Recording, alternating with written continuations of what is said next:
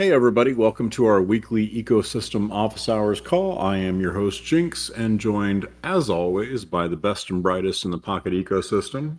We have a whole awesome Shannon lineup today, so that will be the main meat of things. But first, a couple of announcements from the Foundation side. One, if you haven't seen it yet, our demo day is scheduled for April 4th, starting at 8:30 a.m. Eastern Time. If you want to come out and see what the PGA teams have been up to, that is the time to do it. So check that out in the events section on the Discord. Two, I know a lot of people have been interested in what's happening with Shannon tokenomics. That is getting very close to a publishable point. I think, fingers crossed, that we're going to have that out this week. The meeting is this afternoon, so we will hopefully be able to finish that up and get that published in the forum then. And of course, that will be open for discussion and questions and answers and all that kind of good stuff once it goes live. Apologies if I sound a little off. I'm a little under the weather today, but we're getting through it. However, that being said, I am going to hand the microphone over to our guest team hosts today for the Grove and protocol updates and for a whole-on major update on Shannon development. So with that said, I'm going to hand it over to y'all. Thank you, Jinx. I'm going to open up with just our regular Grove updates, and then I'm going to pass the microphone over to Olshansky and the rest of the Grove team to just take on extended questions and answers. So just going to gloss over all things Shannon really quickly, because obviously we're going to get deeper in the meat there. So on Shannon, we are in final preparations for the mainnet Genesis block. That is moving along smoothly. We are continuing our load testing efforts. We are very heads down also on the migration CLI and ensuring that the migration from Moors to Shannon will be smooth. And we're also just making some final enhancements in terms of being able to track state of parameters over time. So that's the Shannon updates. Again, we'll get deeper into the meat there in just a few minutes. On Path's end, we're really excited. We are racing to the finish line here. We are starting to push some traffic over in production this week, and we're really encouraged by the preliminary metrics on quality. It is substantial improvements so far across the board for all services on Moors. So we're really excited about that, and the timing could not be better. Stay tuned there for a lot more enhancements on the CLI and documentation, as well as some enhancements for API keys and secret handling. Lastly, on the portal and ecosystem, just from Grove's end, we are noticing a really good and positive uptick in customer engagement. A lot of past customers, existing customers are really starting to engage with us again and speak with us. So we're really encouraged about that, and we're very excited to get them started kind of as a fresh set of eyes on Pocket, on Grove, with Path deployed, and of course being on the new protocol. So this is a very exciting time. We're kind of all things are kind of coalescing at once, so we're juggling a lot of balls. Lastly, one of those customers that we've engaged with is Infura, and for their decentralized infrastructure play, we're very pleased to say that we have successfully contributed to their AVS on EigenLayer. So we do have a PR that got approved and was merged into their AVS. So that is pretty exciting for us, and again, a testament to our commitment to open source software and contributing and being in a collaborative ecosystem. So that's pretty much everything on Grove. I'm going to at least the top level updates, I'm going to turn it over now to Olshansky to get a little bit more into the meat, or if there are any community questions about Shannon. All right, I'm going to jump in. Can you guys hear me? Yep, you sound great. Perfect. So here's what we're going to do. Thanks for having me. It's been quite a little while since I joined one of these. And what I was thinking of doing today is I'm going to give a quick high-level update of where we're at with the Shannon launch and Shannon migration. I'm going to give a few details as to how we're thinking about it, but not just thinking about it, but just also executing on it. And then we're going to get into, I want it to be interactive. So you guys can ask questions and I can double click and really dive into what the community, can someone mute? It's a bit distracting while we're speaking. Thank you.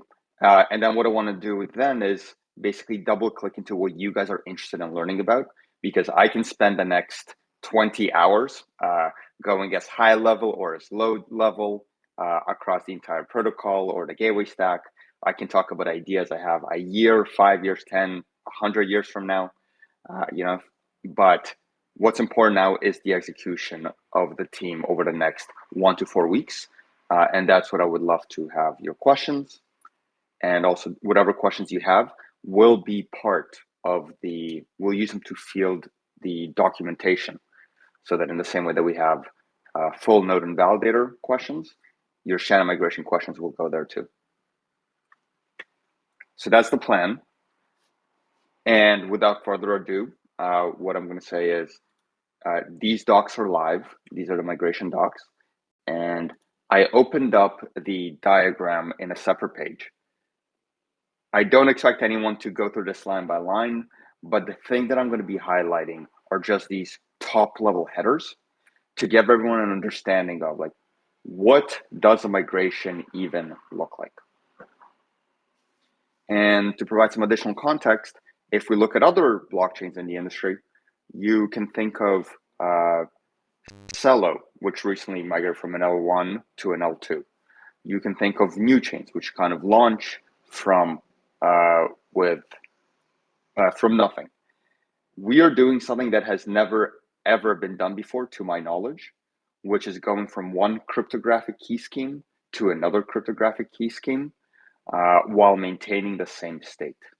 So there are a lot, and also having a live network that provides actual utility at the same time. So there are a lot of moving parts, but we've got everything handled under control. And now I'm kind of going to go over the 4 steps that we're executing on right now to deprecate Morse forever and move to Shannon, hopefully for eternity. All right, so this week we are in shadow genesis mode. What does that mean? That means that we are going to start producing empty mainnet blocks literally ASAP. We've been working around the clock to get all of the critical elements done so that this is pushed over the finish line. Part of the Genesis process is basically getting validators running, getting some foundation in place, and beginning to test relays in mainnet on Shannon. So that's happening this week. This is going to be done before the end of March. So that's that. I'm going to go through these two, the other high level items, and then I'm going to pause for some questions. And I can also go deeper or wider if anyone's interested. As soon as Grove validates that Shannon mainnet blocks are moving, that is when we're going to start onboarding the community. So community validators, community gateways, community suppliers. We don't want to have one big Morse to Shannon migration where Sexes, Dexes, suppliers, utility, Grove, and everyone else comes in and one thing breaks and everything goes to shit, right? We're going into this with a very iterative approach, making sure there are no chain halts, making sure there are no tokens lost, making sure service doesn't degrade. So after we launch Shadow Genesis, we're going to be reaching out to you guys and beginning to up the traffic in Shannon with the help of the community and Groves and the foundation support. So that's captured by this section here. When we get to the end of this section, and again, I'm not going into details, but everyone is welcome to read them. When we get to the end of this section, this is when Sexes are going to be running full Shannon nodes. This is when all existing suppliers will be running full Shannon nodes and relay miners. And we're going to be preparing for Judgment Day. So this is probably going to be the most critical, most exciting. I think people are going to write about it because we're going to be doing something that's never been done before, which is stopping a blockchain, exporting state, migrating state to a different format, turning it back on, and having the entire ecosystem and surrounding tooling migrate in one day. So there's going to be a lot of preparation. This is going to be very exciting. And on the other side of this is when you can start claiming your Morse pocket in Shannon. And by that point, basically Morse is dead. So, and then there's a lot of this, and then the fun really begins. Then all of the ideas that we've had, all of the longer term initiatives, then we start kicking them off. But that's how we get there. And to reiterate, right now we're around the clock pushing to get Shadow Genesis out the door as fast as possible. That's a very high level summary and overview, in case you guys aren't asleep yet, as to where we are. I do want to call out, we've got 100% of everybody who's contributed to the Shannon protocols on the call right now. So if I can't answer something, they can. But I want to open it up to the community for questions, because rather than me talking for the next 20 hours, targeted answers will help much more. All right, I'll kick us off. We've got one question in the chat for team. What does the app stake migration look like from Morse to Shannon? That's from crypto.eth. Good question. So for both suppliers and applications, there's going to be a one-to-one stake migration. So for example, if you had one POKT staked and one POKT unstaked as an app, when you claim your tokens in Shannon, you're going to, by default, have one POKT staked and one POKT unstaked. So that's the app stake transfer. But in addition to that, you need to realize that we're going to have permissionless applications as soon as Judgment Day clears. So when we get to this vertical, stakes migrate by default. Plus, if you have an account on Morse today, you can stake that as an application. So let's say you have, I don't know, 20,000 POKT lying around somewhere on a DEX or SEX or your account. You can go ahead and stake an application and start using the services that Network provides. Let me know if I should provide any more detail. And I'll also open up the messaging here too.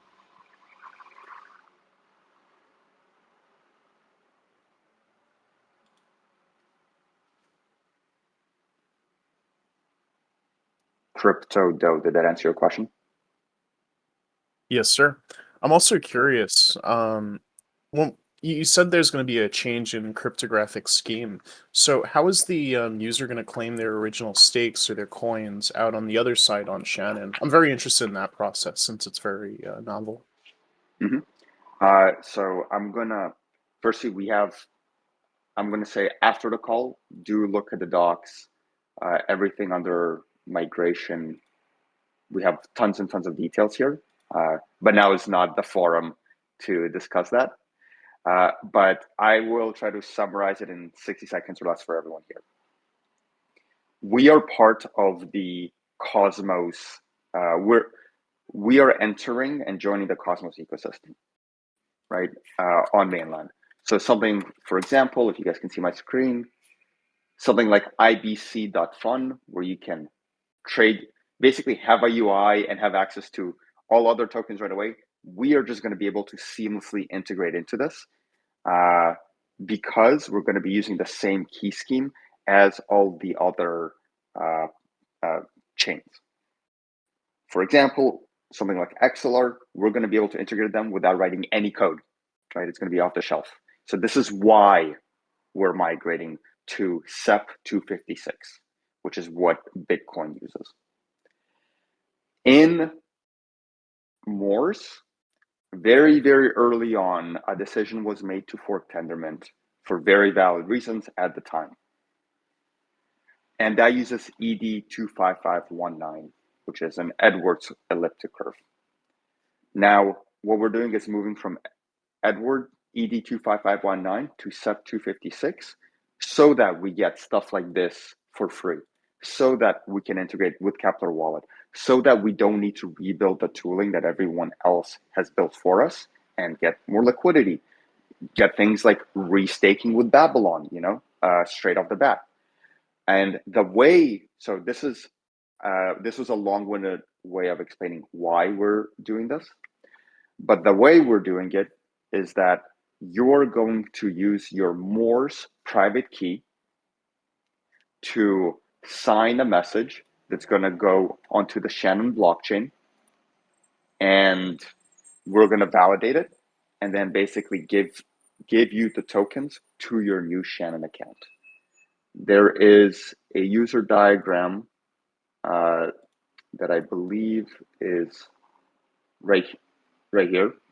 Again, look at it after the fact, but we show how the signing process works, how the claiming process works, and if you want more details, maybe we should sync up afterwards or async in Discord so that the community doesn't get bored of talking about cryptographic key schemes. Totally. But that's perfect, though. Thank you so much. Awesome. Thank you for the question. What do we have up next? Fred, can you field the questions? Sure, I'm happy to. If I know Jinx's voice is under the weather, so I'll keep going. We have a question about Pocket Scan. So I think Ramiro is here. What is the state of Pocket Scan after the upgrade? We were thinking of using their APIs to fetch information about the state of the network. This is not a direct Grove question, but I'll field it. And Ramiro, if you have an answer, if you want to throw that out there. Why don't, Ramiro, I'm going to start off with the answer and then I'll hand it off to you. I think that'll help. What we've been doing for the better part of half a year now is working with the PocketScan team to make sure they have a ready indexer for Shannon. So I mentioned that there's a lot of off-the-shelf tooling like IBC.fun, like restaking integrations, like EVM integrations, like Kepler wallets, etc. So those are all things we get for free. But in order to have a real dashboard that works for pocket-specific things, we need a pocket-specific indexer. And Brian, who's on the call, actually started off something called PocketX. It's on GitHub. The PocketScan team took it over and has been iterating, optimizing, and doing some very innovative engineering work to make it performant with Shannon blocks. So on the indexing side, they've been getting ready for it for a very, very long time. And when it comes to migrating their APIs, is exactly when I'm going to hand it over to someone on their team who's on the call, be it Ramiro or someone else.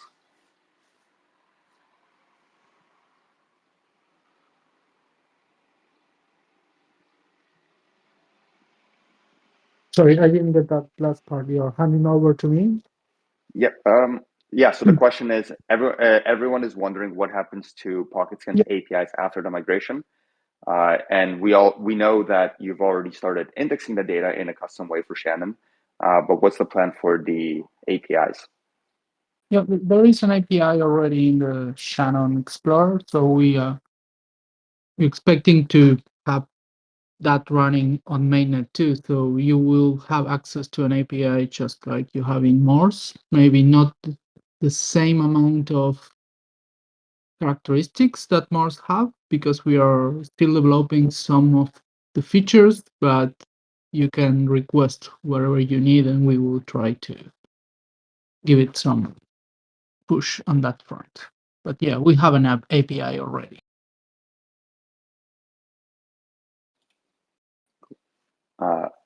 Merdad, does that answer your question from Pattern? Perfect. Okay, I see Evo Sun Other asking a question about the audit of the Shannon protocol. I'll take this one.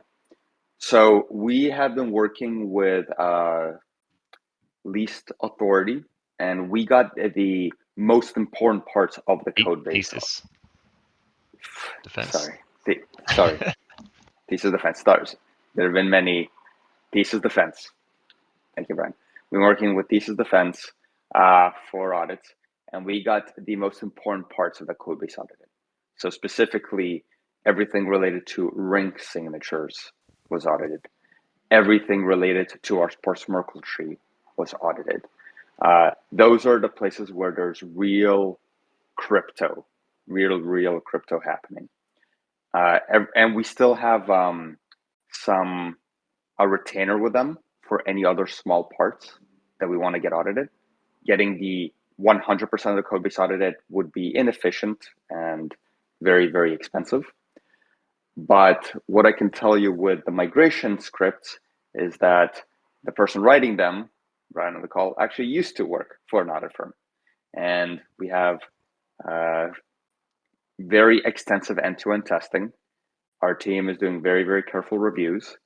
And after we get to the point going back here, so after Shadow Genesis, and once we're doing ecosystem onboarding, and at that point, we're going to be testing with the help of the foundation, the migration scripts and protocols. We're going to make a decision whether we want to use the existing retainer to get that part of the code base audited as well or not. But what I can tell you to assure you is that the most important part of the code base has been audited, the highest risk one. Happy to dive into more details. There's obviously going to be more and more info on this coming.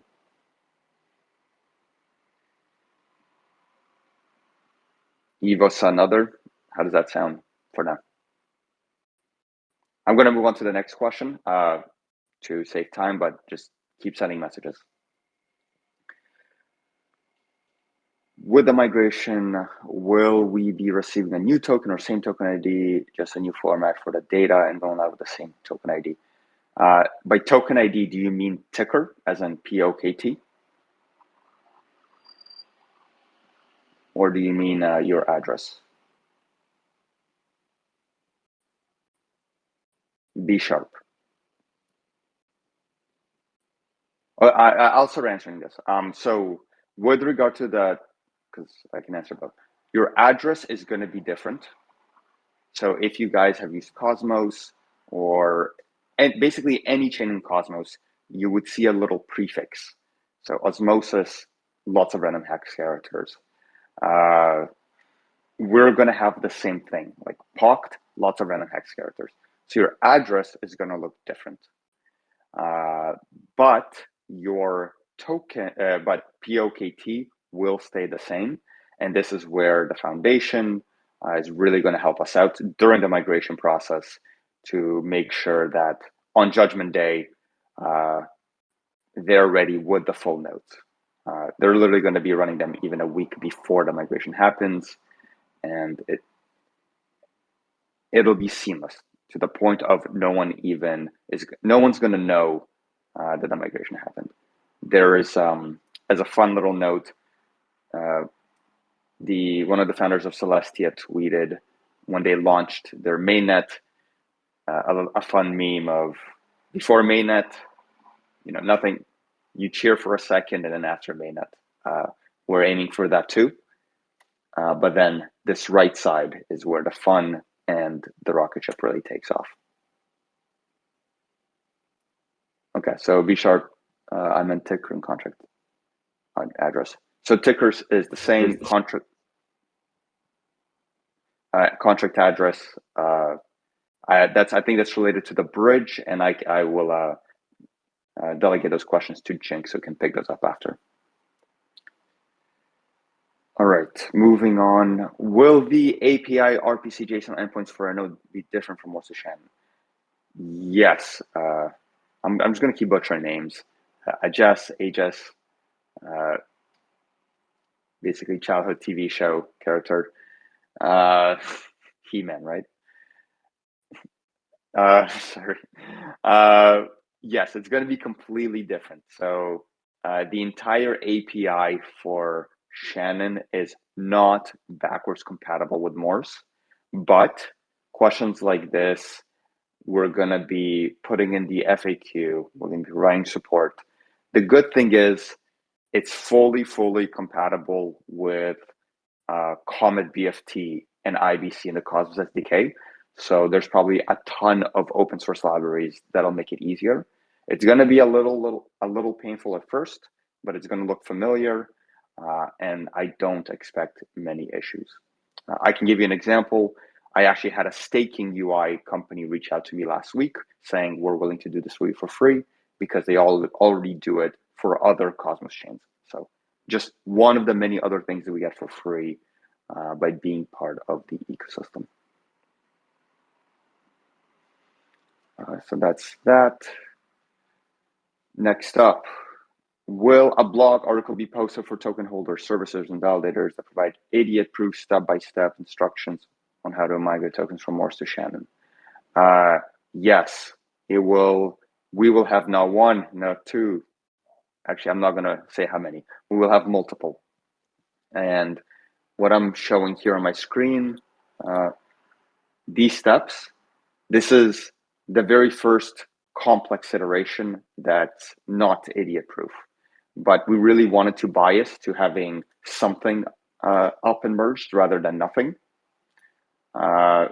So expect this expanded, then simplified to the point where my parents who hate crypto will be able to copy paste instructions. And the goal is that you're going to copy paste things without knowing what's happening, and it should work. And then, but for those that don't trust copy paste, we will have all the details so you can verify it, and we will tend to all needs here. Are my parents validators or servicers? It's both. I think that's the right answer. Let's keep going. We got, okay, we just got some fun messages. Is the Shannon protocol already using or planning to introduce any zero knowledge proofs for privacy enhancement purposes? Good question. I can talk at length about this, but what I'll say is this. Our goal, one of our many goals, is to ship a blockchain that is not just great, but one that we can iterate on very, very quickly. For example, this is gonna be a preamble for a couple minutes, and then I'll get to your answer, because I want to talk about trade-offs other chains made. I want to talk about mishaps other chains made, show how we're better in every single front, and how that actually leads us to a path of success. We have a very, very streamlined blockchain upgrade migration process with Shannon. For example, Dima and Renwan on the call had a chain halt while load testing alpha testnet last week. And within 2 to 4 hours, they identified it using our observability stack. They fixed it, they shipped it, and they migrated it. In contrast, while I was at eDenver, I learned that Thorchain literally did a regenesis every single time they wanted to get an upgrade. This means no security, no provisioning, just a new JSON file that no one cared about. Sure, Thorchain has much more liquidity, but that's just one example I know about. So that's going to enable us to iterate quickly, whether it's privacy preserving or other cryptographic things. As another example, Celestia, whose whole value proposition is data availability, was supposed to ship fraud proofs on day one. It's been a year and a half since their mainnet. They still don't ship fraud proofs. So if you were to go and you want a cryptographic guarantee on your data, it does not exist. And it's fine because these are the trade-offs the crypto industry is making today.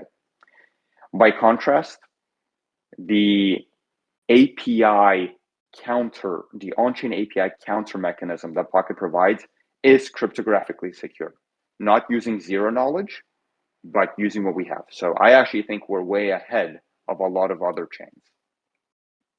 Why am I saying all this? because Celestia made a decision a year and a half into mainnet to basically not have any sort of verification of the data and go straight to zero knowledge. I spoke to their research team at Denver, and they're saying it's at least another year out. So they've been out for a year and a half, no verification. It's at least another year based on their research team to get that verification in place, which, as you know, probably means it's going to be like 5 years. So like out to the point of post mainnet that they're going to start verifying data. We are biasing towards having non-zero knowledge, more classic, heuristic, semantic-based cryptography on day one, and iterating on zero knowledge when the technology becomes available. I can tell you I've had multiple calls with some researchers at A16Z, and the question I asked them is, should I be looking at ZK today, given that this is our value proposition? Their answer was yes, no, maybe. It's not going to be easy and it's going to be expensive. And when I say expensive, I mean lots of engineering resources. It means lots more compute resources. It means potential risks, whereas we're in the risk mitigation stage of the protocol's life today. So if you want the real answer here is, after we ship and focus on value and utility and marketing and product and users and competing with Alchemy and other Web2 API providers, because we're going to go beyond just Web3 RPC, that's when we're going to look into zero knowledge. And unless there's a very big breakthrough where we don't need to hire 5 additional engineers costing $500,000 a year, and we don't increase the cost of our suppliers from, let's call it $100 a month to $1,000 a month, because it's going to be a 10x increase, this is not going to be a priority. But I can tell you that I have a lot of experience and a lot of connections in that industry. That's a very long-winded way, but I think the context and the surrounding information should help give you visibility that we have thought about it and making very logical trade-offs today. I'm going to pause for a moment.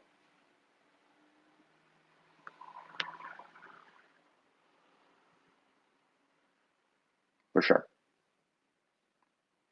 Just as a quick check to the community, I have Discord open up here. If you guys are not bored yet, throw out an emoji. Let's see something. And if you are bored and you're not throwing out an emoji, I'm just assuming you have fallen asleep. Okay. Thank you.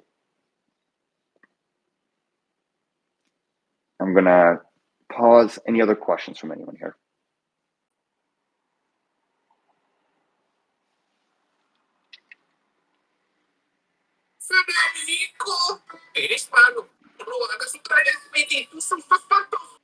Yeah, I don't speak Spanish, unfortunately, so I can't answer that question.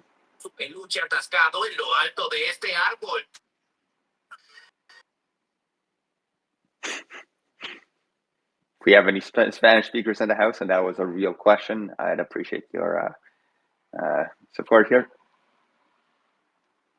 No, I realized that was a TV or a recording of some sort.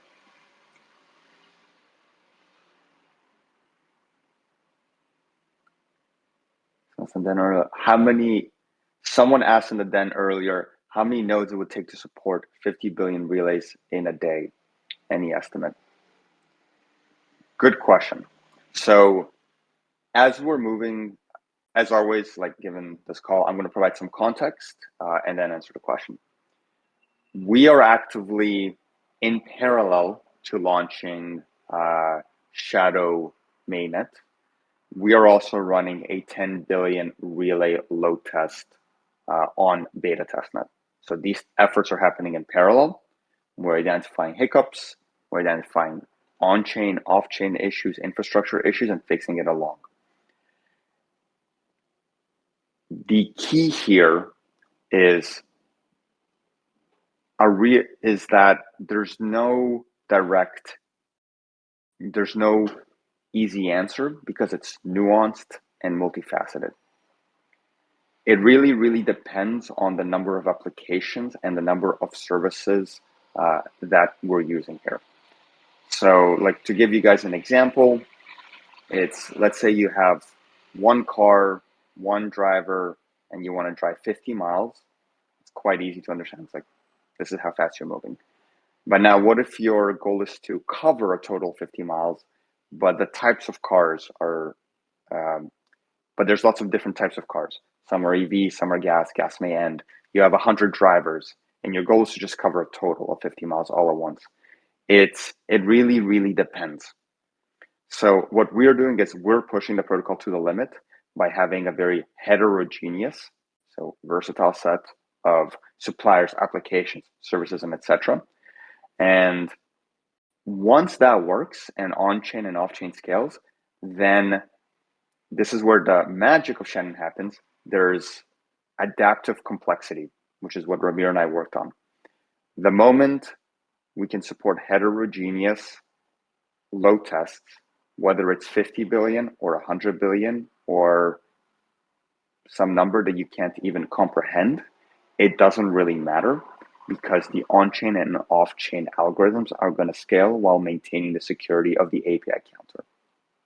So I know that's not a direct answer, but how many nodes?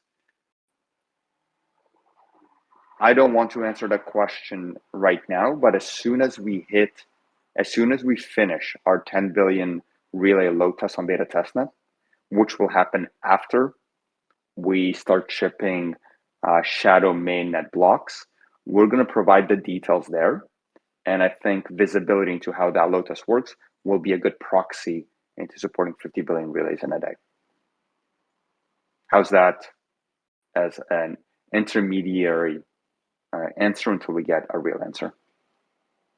Perfect. Thank you.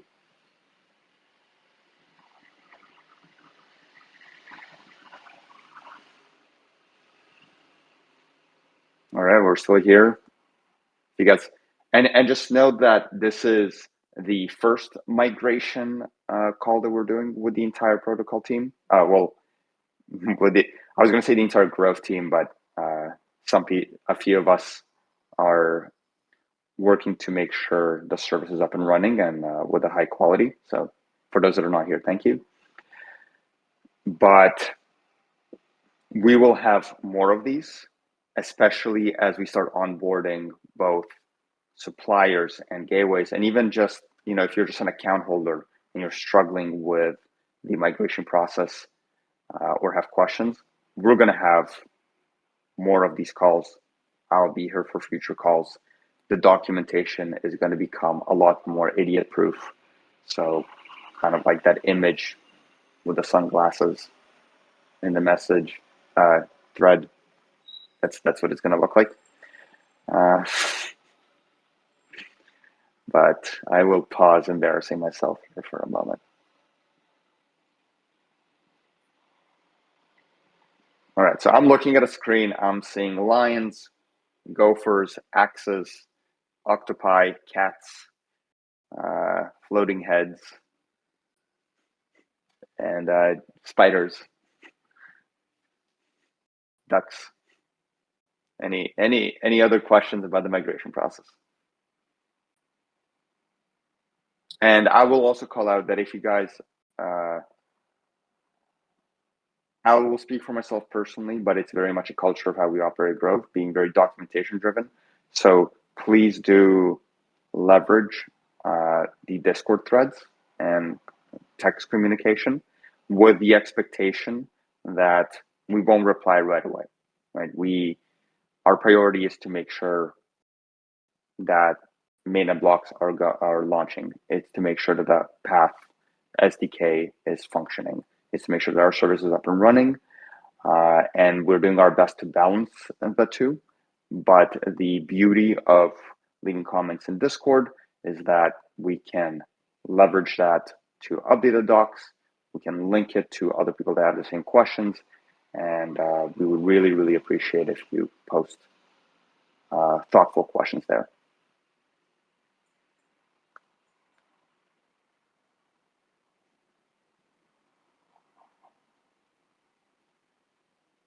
Do you have dates of each of the dates for each of these Shannon migration steps presented earlier?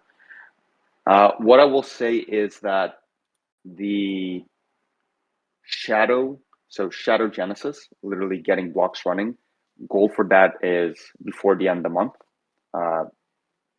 Literally, we were working maybe 16 to 18 hours yesterday to push that over the finish line. So before the end of the month, we're going to start producing blocks. For everything else, we do have some estimates in place that we're sharing with partners so that they can plan with their infrastructure accordingly.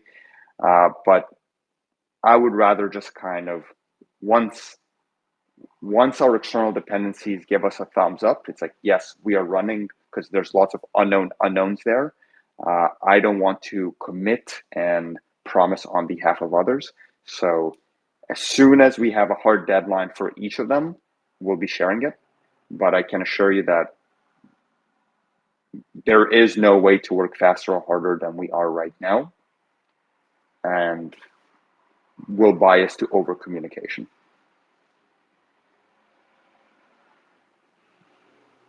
And I'll just jump in there and say that some of those external dependencies are the bridge updates being completed. We are talking with our partners, Raid Guild, and on that. They think that they will be able to deliver it on time. The target for that was April 15th, so that's where that's at. There are a couple of other external dependencies that are not necessarily related to Foundation, but related to third-party providers, other folks who are running endpoints and such.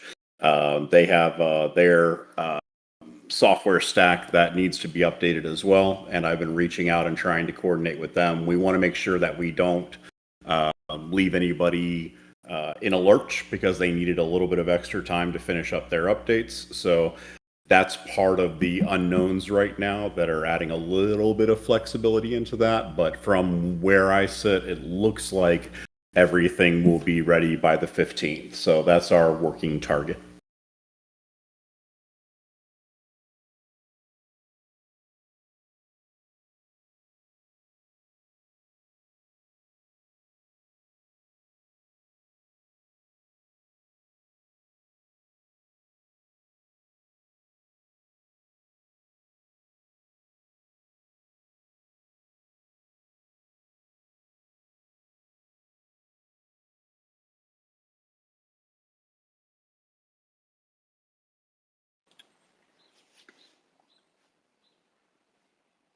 All right, ESO with all the questions. What? So Jinx, what do you think? One more question, and then we'll kind of, I don't know if we're. Yeah, What if we've time? got one coming in. Oh, actually, this really isn't for y'all. This is, I think, for the Foundation side. How come Shannon tokenomics are coming during such late stage of development? Is mint equals to burn still the goal, and how is that going to be achieved? I mean, it's not late unless it's not there when it goes live. So I don't, that's a relative value judgment. I don't think that it's personally late. Is mint equals to burn still the goal, and how is that going to be achieved? Yes, mint equals to burn is the goal, and that's the foundation of the tokenomics strategy that's going to be in place, and it's going to be achieved by setting those values, ripping the Band-Aid off, essentially. We've been digging on core costs around delivering those services, cost per relays from a cost of goods sold perspective, and the math that we're finalizing on is based on that. So there will be a set initial value on those, with mint and burn being set the same on both sides. I think we've seen in the past that tiny burns, fractional burns, partial burns don't really have much of an impact on the total marketplace at large. For the dual-sided marketplace to actually work, and for there to be demand on for the token on the market by users of the network and such, that mechanism has to be in place. So that's what's going to happen. And we are at 10 of the top of the hour now. Olshansky and the rest of the Grove team, thank you so much. I'm looking through all this documentation. It is extensive. The amount of work and the number of things that have been detailed here are, I can't even guess the amount of time that went into getting all of this documentation put together. Looking forward to seeing the idiot-proof version, but I'm digging into it now from the high-level perspective. So really appreciate how much work has been put together here, even over the last week or so with some of these updates. Awesome. Thank you so much. And there's a lot more coming. I will say momentum on the team just keeps increasing day over day. So everybody stay tuned for very exciting updates. Oh, yeah. All right. Well, if you're listening to this,